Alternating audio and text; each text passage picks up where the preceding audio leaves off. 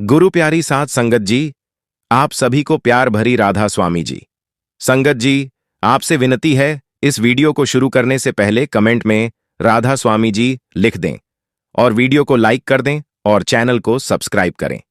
संगत जी, आज का दिन बहुत बड़ा दिन है, क्योंकि आज के दिन प्रेमानंद महाराज जी, जो प्रसिद्ध और बहुत माने जाते हैं, आज डेरा ब्यास में आए और बाबा जी से बातचीत की। और बाबा जी को क्या बोला, आइए चलो सुनते हैं। आज डेरा ब्यास में सत्संग का माहौल बिल्कुल अलग था। सत्संगियों की भारी भीड़ बाबा जी के प्रवचनों को सुनने के लिए आई थी। वातावरण में अध्यात्म और श्रद्धा का अद्भुत संगम था। प्रेमानंद महाराज जी, जो एक सिद्ध संत और समाज सेवी हैं, विशेष रूप से सत्संग में शामिल होने आए थे। उनका आगमन ही सभी के लिए आश्चर्य और उत्साह का कारण बना। प्रेमानंद महाराज जी की विनम्रता और प्रशंसा। सत्संग शुरू होने से पहले प्रेमानंद महाराज जी ने मंच पर आकर बाबा जी का अभिवादन किया। उन्होंने बड़े ही भावपूर्ण शब्दों में कहा, बाबा जी, मैं आपकी सत्संग और आपकी शिक्षाओं का वर्षों से अनुसरण करता आ रहा हूं। आपके विचारों ने न केवल मेरे जीवन को बल्कि असंख्य लोगों के जीवन को सही दिशा दी है। मैं आपका बहुत बड़ा प्रशंसक हूं। आप वास्तव में इस युग के आध्यात्मिक प्रदर्शक हैं। यह सुनते ही सभा में एक सन्नाटा छा गया। सभी सत्संगी भाई बहन प्रेमानंद महाराज जी की विनम्रता और बाबा जी के प्रति उनकी श्रद्धा से प्रभावित हुए। बाबा जी ने मुस्कुराते हुए प्रेमानंद महाराज जी का स्वागत किया और कहा, यह आपके अपने अच्छे कर्म हैं, जो आपको इस मार्ग की ओर खींच लाए हैं। गुरु की महिमा का अनुभव वही कर सकता है जिसने खुद को सेवा, सत्संग और सुमिरन में समर्पित किया हो। फिर सत्संग का आरंभ हुआ। बाबा जी ने सत्संग आरंभ किया और विषय पर बोले, सच्चा अध्यात्म यह है कि हम अपने भीतर झांकें और अपने अंदर छिपी आत्मा को पहचानें। परमात्मा हर जगह है, लेकिन उसकी खोज बाहर नहीं, भीतर करनी पड़ती है। यदि हम सच्चे प्रेम और नम्रता से अपने जीवन को व्यतीत करें, तो हमें सब कुछ प्राप्त हो सकता है। उनकी वाणी हर किसी के दिल को छू रही थी। प्रेमानंद महाराज जी भी पूरे ध्यान से प्रवचन सुन रहे थे। सत्संग के अंत में प्रेमानंद महाराज जी ने खड़े होकर बाबा जी से पूछा, बाबा जी, आपने कहा कि ईश्वर की खोज हमारे भीतर है, लेकिन हमारे भीतर जाने का सही तरीका क्या है? कैसे हम अपने मन को इस राह पर स्थिर कर सकते हैं? ये प्रश्न सुनकर सभा में हर किसी का ध्यान और भी बढ़ गया।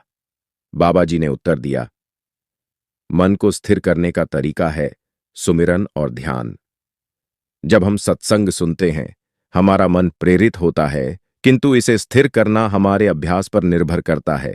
हमें अपनी दिनचर्या में कुछ समय केवल ध्यान और सुमिरन के लिए निकालना चाहिए। नियमित अभ्यास से मन शांत होता है और आत्मा परमात्मा से जुड़ती है। गुरु प्यारी साथ संगत जी, आप सभी को प्यार भरी राधा स्वामी जी। संगत जी, आपसे विनती है, इस वीडियो को शुरू करने से पहले कमेंट में राधा स्वामी जी लिख दें और वीडियो को लाइक कर दें। दोनों संतों का पारस्परिक सम्मान।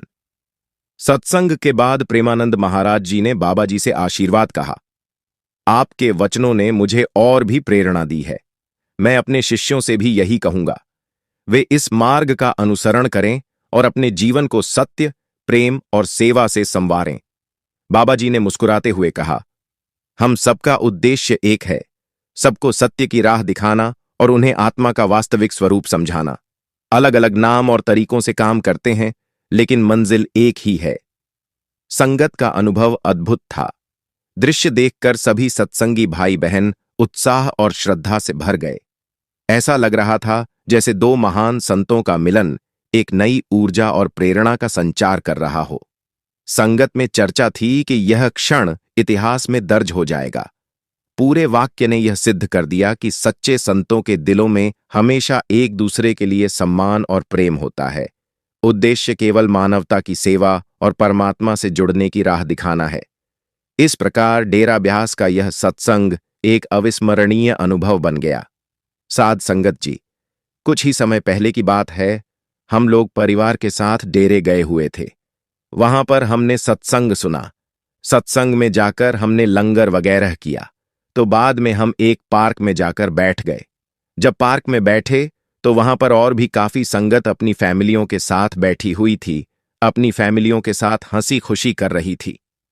उन्हें देखकर बहुत अच्छा लग रहा था और हम आपस में बातें करने लगे कि देखो, इंसान जब मालिक के घर आता है तो अपनी पिछली जो भी बातें हैं, अपने घर की जिम्मेदारियां हैं, इंसान कैसे भूल जाता है। यहां पर आकर सिर्फ और सिर्फ मालिक की ओर ध्यान होता है, मालिक की बातें करते हैं। तो मेरे परिवार वाले कहने लगे कि यह बात तो सही है, यहां पर आकर जो शांति मिलती है ना, वह घर पर नहीं होती। हमारे पास में ही 3-4 बीबियां बैठी हुई थीं, वे भी बाबा जी की बातें कर रही थीं, आपस में अपनी आप बीती सुना रही थीं। कोई बाबा जी के गुणगान गा रही थी। उनकी बातें सुनकर मुझे बहुत अच्छा लग रहा था। मैं भी उनकी तरफ मुंह करके बैठ गई। मैं उनसे पूछने लगी, आप लोग कहां से आए हो? तो उनमें से जो एक आंटी थी, वह कहने लगी, बेटा, हम लोग ना हरियाणा से आए हैं। मैंने कहा, अच्छा। मैंने कहा, आंटी जी, हरियाणा से तो यहां पर बहुत ज्यादा तादाद में संगत आती है और बाबा जी को प्रेम भी बहुत करती है। तो वह आंटी कहने लगी, ऐसा नहीं है बेटा, यहां पर तो हर तरीके के लोग आते हैं, हर पता नहीं कहां कहां से संगत आती है, सभी लोग बाबा जी को बहुत प्रेम करते हैं। तो मैंने उनसे कहा, बात तो आप सही कह रहे हो। अब वे आपस में जो बातें कर रहे थे, तो मैंने आंटी से कहा, आंटी जी, आप मुझे यह बताइए कि आप लोग अपनी फैमिली के साथ आए हो कि सेवा पर आए हो? तो वह जो आंटी थी, वह कहने लगी, बेटा, मेरी तो फैमिली भी यही है, सारा कुछ मेरा यहीं पर ही है, मैं तो अकेली आई हूं, मेरा तो कोई भी नहीं है। जब यह बात मैंने सुनी तो मैंने आंटी जी से कहा, आंटी जी, आपकी शादी नहीं हुई है क्या? तो आंटी जी कहने लगी, बेटा, यह बातें जो हैं बहुत ही लंबी हैं और इन्हें ना ही खोले तो अच्छा है। सब कुछ मेरे लिए मेरा गुरु ही है, सेवा ही है और कुछ भी नहीं है। अब जो साथ में उनकी बीबियां बैठी हुई थीं, वह कहने लगीं, बेटा, इसकी तो बहुत लंबी कहानियां हैं, इनको ना ही छेड़ो तो अच्छा है। अब मेरे मन में विचार आया कि ऐसा आंटी जी के साथ क्या हुआ है कि मतलब इतनी परेशान हैं और इतनी दुखी हैं और कह रही हैं कि मेरा सारा कुछ मालिक ही है। मैंने उनसे कहा, नहीं, मुझे आप बताइए तो सही, आपकी क्या शादी नहीं हुई?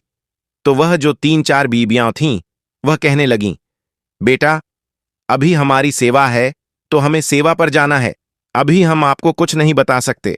अब वह जो आंटी थी ना, बहुत ही अच्छी थी और उनके चेहरे से ऐसे लग रहा था कि पता नहीं कितना इनके ऊपर मालिक की दया मेहर है।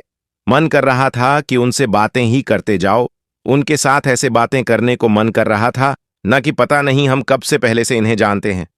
अब वह आंटी मुझसे कहने लगी, बेटा, मैं ना तुम्हें शाम को मिलूंगी और मैं तुम्हें सारी बात बताऊंगी। तो मैंने कहा, आंटी जी, आप शाम को मुझे कहां मिलोगे? तो वह कहने लगी, मैं गुब्बारे के नीचे आ जाऊंगी। मैंने कहा, ठीक है। वह लोग सेवा पर चले गए, हम लोग वहीं बैठे रहे। तो मैं अपने हस्बैंड से कहने लगी, मुझे नहीं लगता कि आंटी जी गुब्बारे के नीचे आएंगी, यहां पर इतनी संगत आती है, कौन किसी को मिलता है, ना कोई किसी को कुछ बताता है। तो मेरे हस्बैंड कहने लगे, कोई बात नहीं, आ जाएंगी तब भी ठीक है, ना आएंगी तब भी ठीक है। सारा दिन निकल गया। जब शाम को जो उन्होंने टाइम दिया था, हम गुब्बारे के नीचे जाकर बैठ गए, उड़ीकने लगे। जिस टाइम पर उन्होंने कहा था वह टाइम निकल गया। तो मैंने कहा, अब आंटी जी नहीं आएंगी, हम लोग चलते हैं। लेकिन कुछ ही समय बाद क्या देखा कि आंटी जी वहां से आ रही थीं। तो मेरे बेटे ने देख लिया कि देखो मम्मा, वहां आंटी आ रही हैं जो हमें वहां पर मिली थीं। मैंने कहा, ठीक है। अब वह आंटी जी वहां पर आईं, बड़ी खुशी हुई। तो मैंने उनसे कहा कि आंटी जी, मुझे लगता नहीं था कि आप आओगी, यहां पर इतनी संगत मिलती है, कौन आता है, कोई मिलता ही नहीं है। तो वह कहने लगी कि बेटा, ऐसा नहीं है, अगर मैंने आपसे कहा था तो मुझे आना ही था। वहां पर बैठकर हम पहले बाबा जी की बातें करने लगे, फिर वह जो आंटी थीं अपनी बात बताने लगीं। तो मैंने आंटी जी से कहा कि आंटी जी, आपकी शादी नहीं हुई। तो आंटी जी कहने लगीं कि बेटा, मेरी शादी हुई थी। मेरा जो परिवार था, मायका परिवार, पूरा सत्संगी था, बाबा जी को बहुत प्रेम करता था और मुझे शादी से पहले ही भजन सिमरन मिल गया था, तो मेरा भी भजन सिमरन बहुत था। लेकिन जिस घर में मेरी शादी हुई थी, वह बाबा जी को बिल्कुल भी नहीं मानते थे। जब मेरी शादी हुई, मेरे जो हस्बैंड थे वह बहुत अच्छे थे, परिवार भी ठीक ठाक था, लेकिन मेरे जो हस्बैंड थे वह मुझे कभी मना ही नहीं करते थे वह भी मेरे साथ डेरे आने लगे। उनकी सरकारी जॉब थी, मैंने भी अपनी नौकरी के लिए अप्लाई किया तो मालिक ने मेरी भी सरकारी जॉब लगा दी। हम दोनों सरकारी जॉब करने लगे।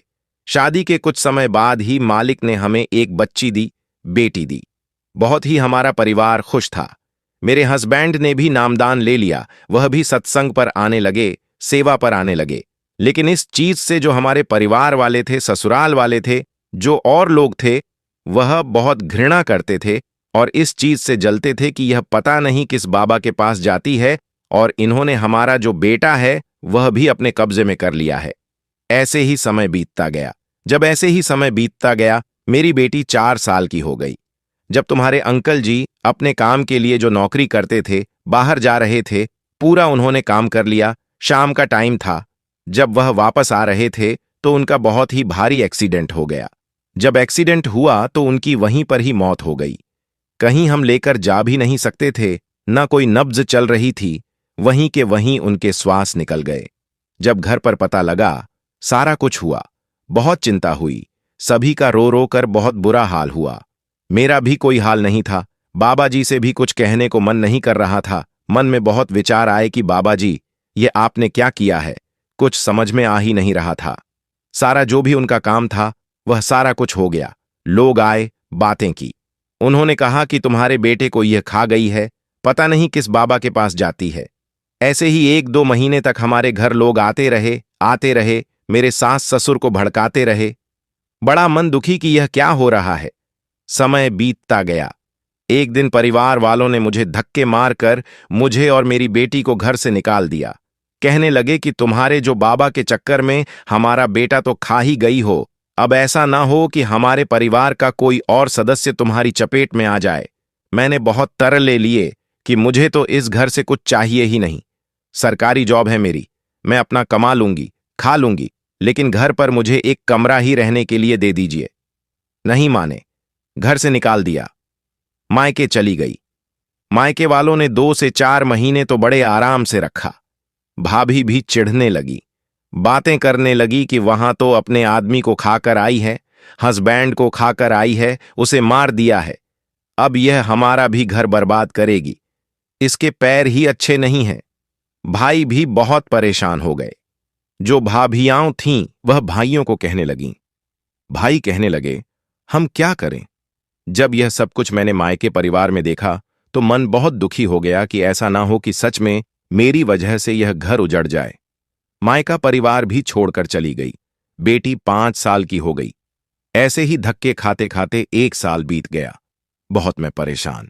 अब मालिक की इतनी मुझ पर कृपा थी कि मालिक ने रोजी रोटी मुझे दी हुई थी। सरकारी जॉब थी तो चलो पैसा आता था, तो मुझे पैसों की तो इतनी कोई चिंता ही नहीं थी। अब मैंने किराए पर जाकर एक छोटा सा कमरा ले लिया और अपनी बच्ची को मैंने पालना शुरू कर दिया, पढ़ाया लिखाया, सब कुछ कर दिया।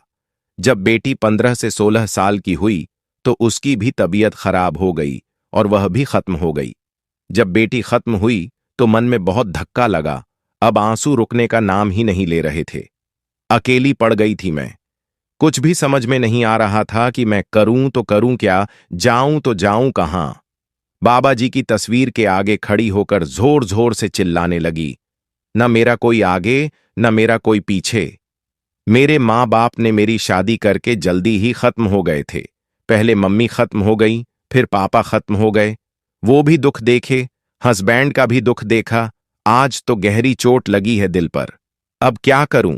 कोई चुप कराने वाला नहीं, कोई पानी पिलाने वाला नहीं। एक खाली कमरे में अकेली।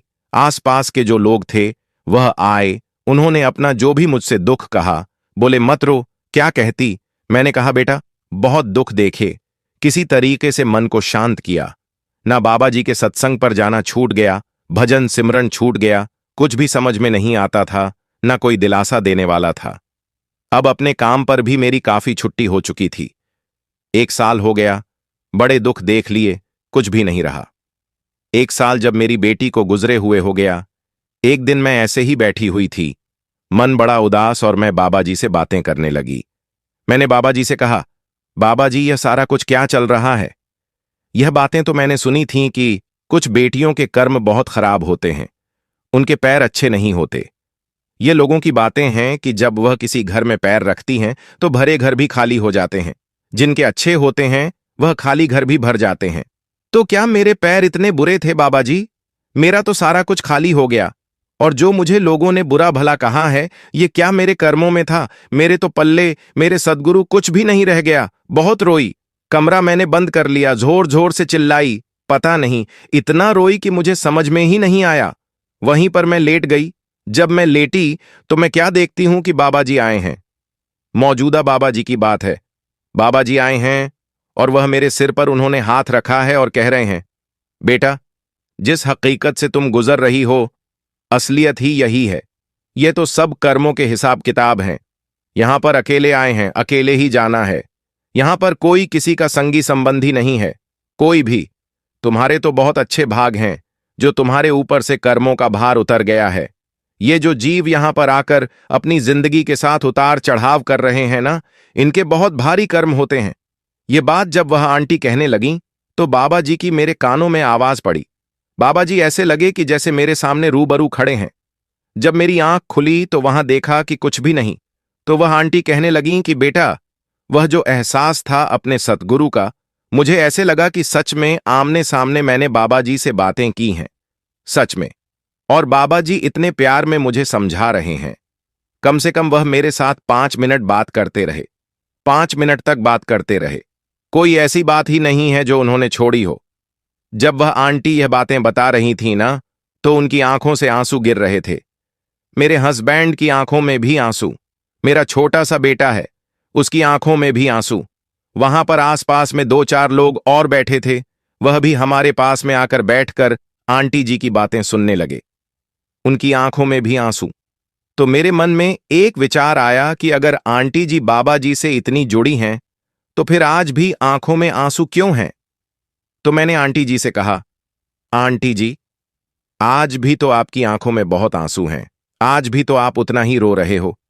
क्या आपको पिछली बातें आज भी सताती? तो आंटी कहने लगीं, नहीं बेटा, पिछली बातें नहीं सताती। खुशी होती है।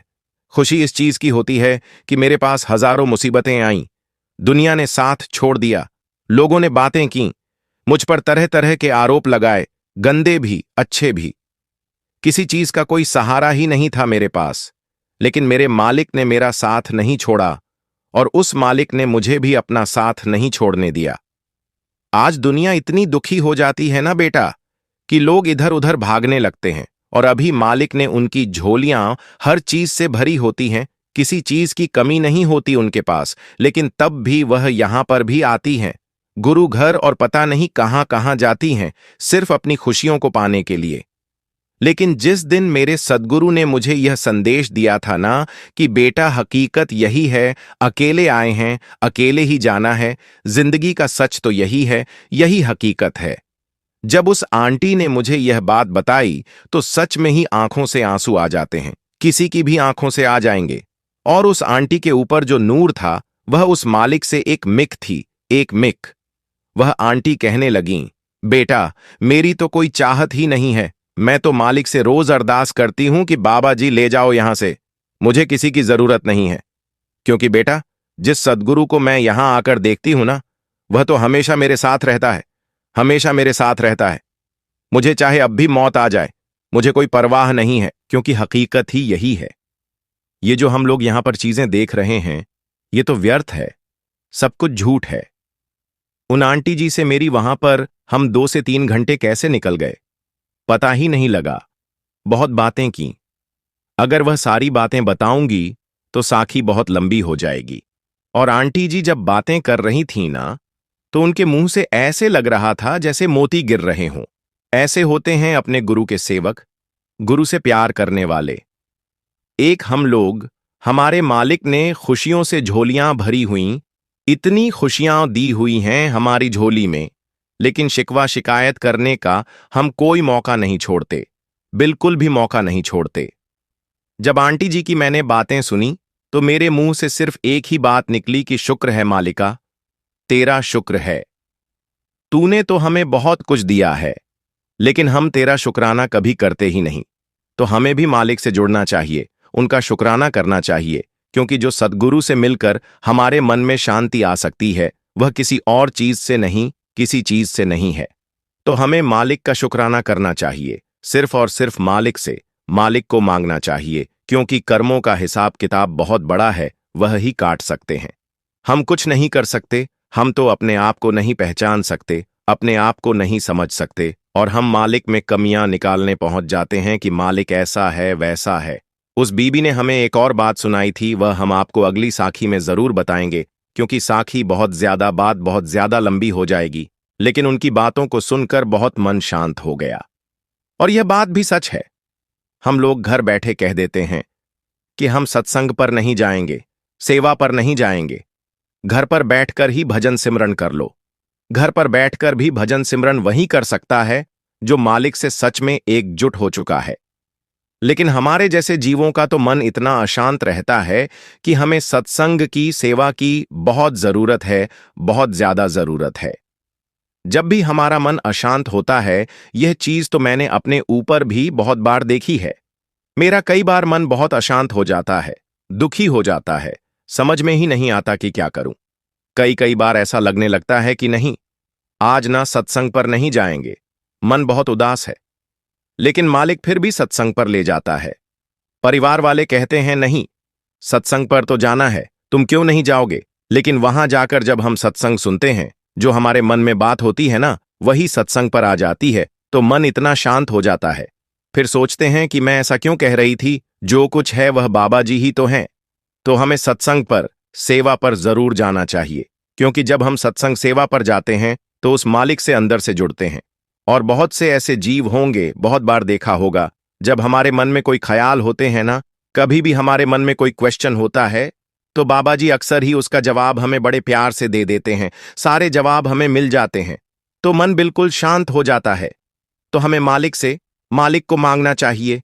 संगत जी, अक्सर हम लोग कोई बड़ी मुसीबत आने पर घबरा जाते हैं और हमारा विश्वास डगमगाने लगता है। उस समय हम यह भूल जाते हैं कि हमारी संभाल करने वाला हमारे सद्गुरु है।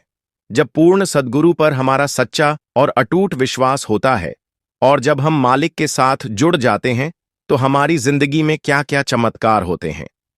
यह घटना प्राचीन काल की है। उस समय एक राजा हुआ करता था, जो बड़ा ही धार्मिक था। उसकी पत्नी भी बहुत धार्मिक विचारों वाली थी, परंतु उनकी कोई औलाद नहीं थी। उन्होंने कई पूजा पाठ, यज्ञ, हवन करवाए, जिसने जैसा उपाय बताया उन्होंने वह किया, परंतु उन्हें संतान नहीं मिली। राजा रानी की उम्र बढ़ती जा रही थी, लेकिन गद्दी का कोई वारिस नहीं था। एक दिन एक तांत्रिक ने राजा से कहा कि किसी बच्चे की बलि दी जाए तो आपके घर में पुत्र अवश्य पैदा होगा। राजा बड़ा ही धार्मिक था, उसे क्रोध आ गया कि किसी बच्चे की बलि? बच्चे के लिए सवाल ही नहीं उठता, इस पाप का बोझ कौन उठाएगा? इस बात के लिए राजा ने साफ मना कर दिया। राजा के सारे मंत्री राजा को समझाने लग गए कि यदि अपने लिए नहीं तो राज्य की तो सोचो, कि आपकी गद्दी पर वारिस कौन होगा, राजगद्दी पर कौन बैठेगा। आपको यह बात माननी पड़ेगी, अपने लिए नहीं तो अपनी प्रजा के लिए। राजा ने फिर भी वह बात नहीं मानी। कहने लगा, नहीं, इतना बड़ा पाप तो मैं कभी सोच भी नहीं सकता। जिस माता पिता के बच्चे की बलि दी जाएगी, उनकी बद्दुआ मैं नहीं लूंगा। फिर मंत्री गणों ने सुझाव दिया कि राज्य में घोषणा करवा देते हैं कि जो भी अपने बच्चे को अपनी मर्जी से बलि के लिए देगा, उसे सोने के सिक्के दिए जाएंगे और उन्हें मुंह मांगा इनाम दिया जाएगा। अगर ऐसा हुआ तो आपके ऊपर कोई पाप नहीं पड़ेगा। तब सारे मंत्रियों के जोर देने पर राजा ने मन मारकर हां में हां मिला दी। यह सोचकर कि कौन ही माता पिता अपने बच्चे की बलि देगा, ऐसे माता पिता कहां होंगे जो अपने बच्चों की बलि देने को राजी हो जाएंगे। यह सोचकर राजा ने हां कर दी। लेकिन साध संगत जी, उसी राज्य में रहने वाले एक परिवार में 7 बच्चे थे, और वह परिवार बहुत गरीब था। उनके 6 बच्चे तो खेत में काम करते थे, लेकिन जो सबसे छोटा था, मेहनत कम करता था और सद्गुरु का सिमरन ज्यादा करता था, समाधि लगाकर बैठ जाता था। तो माता पिता ने विचार किया कि बाकी सारे तो मेहनती हैं, लेकिन सबसे छोटा ही बड़ा कामचोर है, जो काम कम करता है और जब देखो समाधि लगाकर बैठ जाता है। क्यों ना इसे राजा को बलि के लिए दे, हमारी गरीबी भी दूर हो जाएगी, हमारे पास तो 7 पुत्र हैं। यह सोचकर छोटे से बालक को लेकर वह पिता चल पड़ा। छोटा सा बालक रास्ते में पिताजी से पूछता है, पिताजी, हम कहाँ जा रहे हैं? पिता कह देते हैं, तेरी बलि देने जा रहे हैं। छोटा सा बच्चा पूछता है, बलि क्या होती है? पिता कहते हैं, तेरा सिर कलम कर दिया जाएगा और उसके बदले राजा हमें बहुत सारा धन देगा। छोटा सा बालक यह बात सुनकर बड़ा हैरान हो जाता है और अपने पिता की तरफ देखता है कि इन्होंने मुझे जन्म दिया है, मेरे पिता ही मुझे मरवाने के लिए लेकर जा रहे हैं। हैरानी भरी नजरों से देखने लगा, लेकिन चुपचाप चलता गया और कुछ नहीं बोला। वह छोटा सा बालक, जिसकी खेलने की उम्र है, उसका पिता उसे मरवाने के लिए लेकर जा रहा था। जब पिता अपने छोटे बालक का हाथ पकड़कर ले जा रहा था, तो राजा के सामने उसे पेश किया गया। राजा ने इतने मासूम बच्चे को देखा और सोचने लगा, इतना प्यारा बालक, इतना छोटा, जिसकी खेलने की उम्र है। उसे देख राजा का मन भर आया। आंखों से आंसू छिपाते हुए पूछने लगा, क्या तेरे पिता तेरी मर्जी से तुझे यहां पर लाए हैं? तुझे पता है ना क्यों लेकर आए हैं? वह बच्चा बोला, हां, मुझे पता है, मेरी बलि देने के लिए मैं यहां अपनी मर्जी से आया हूं। राजा का मन हिल गया इतने छोटे बालक के मुंह से यह बात सुनकर, लेकिन राजा क्या करता? उसके ऊपर दबाव था, उसे यह काम करना ही पड़ेगा। मन मारकर राजा तारीख तय कर देता है। घोषणा करवाई जाती है कि इस दिन बच्चे की बलि दी जानी है। तय दिन पर प्रजा इकट्ठी हो गई और कसाई भी आ गया। अब छोटा बच्चा खड़ा है, राजा की आंखों में आंसू हैं। रानी भी घबराई हुई है कि हम क्या करने जा रहे हैं, परंतु और कोई चारा नहीं है। आखिर में जब समय आता है तो राजा बालक से कहता है, बेटा, कोई आखिरी ख्वाहिश है तो बता दो। तो साध संगत जी, अब वो बालक जो उदास खड़ा है कहने लगा, हां, एक ख्वाहिश तो है, मैं थोड़ी देर खेलना चाहता हूं। राजा ने कहा, ठीक है, खेल लो।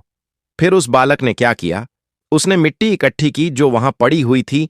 काफी मिट्टी इकट्ठी करके ढेरियां बना दीं और फिर एक ढेरी के सामने खड़ा होकर कुछ बोलने लगा और उसके बाद उसे पैर मार दिया। अब दूसरी ढेरी के सामने खड़ा हो गया, उससे भी कुछ बातें करने लगा और फिर पैर मार दिया।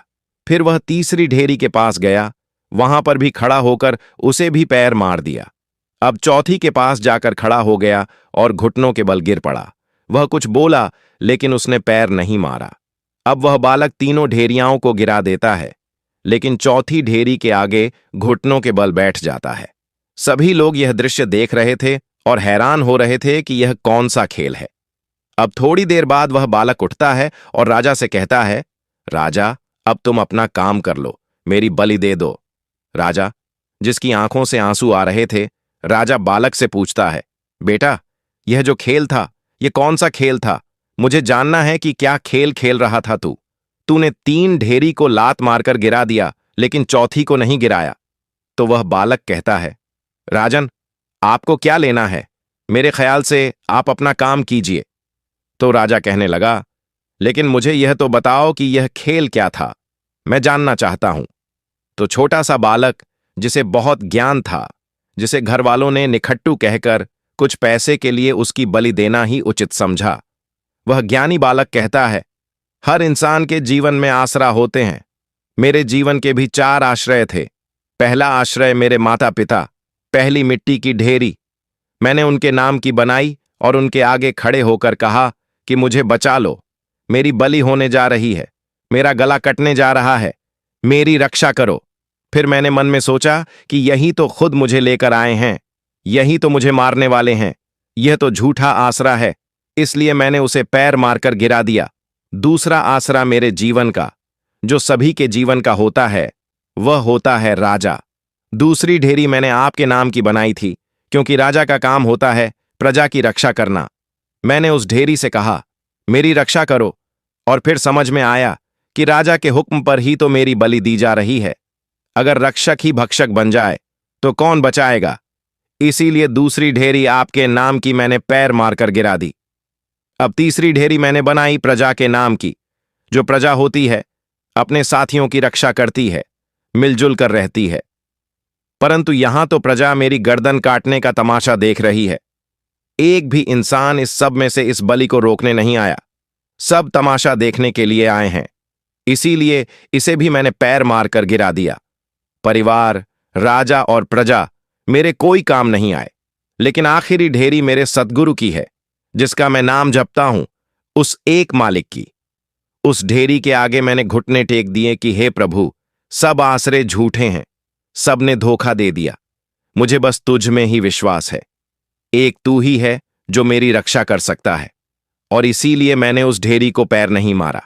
मुझे उस पर ऐसा विश्वास है कि वह चाहे तो कुछ भी हो सकता है। राजा यह बात सुनकर जोर जोर से रोने लगा।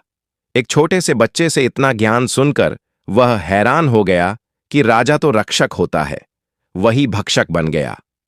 वह मंत्रियों और उस तांत्रिक पर चिल्ला पड़ा कि तुम सब लोगों के कहने पर मैंने हवन, यज्ञ सब कुछ किया, जो जो कहा सब किया, लेकिन फिर भी मुझे संतान प्राप्ति न हुई। लेकिन इसकी क्या गारंटी है कि बलि देने से बच्चा मिल जाएगा? राजा ने अपनी पत्नी से कहा, यह छोटा सा बालक इतना ज्ञानी है, क्यों न मैं इसी को गोद ले लूं और इसे अपने राज्य का वारिस घोषित कर दूं। इससे बड़ा ज्ञानी कौन होगा, कहां मिलेगा? क्यों न मैं इसे ही राजगद्दी का वारिस बना दूं। पत्नी ने एकदम हां भर दी। राजा भी खुश हो गया और रानी भी, सारी प्रजा खुश हो गई।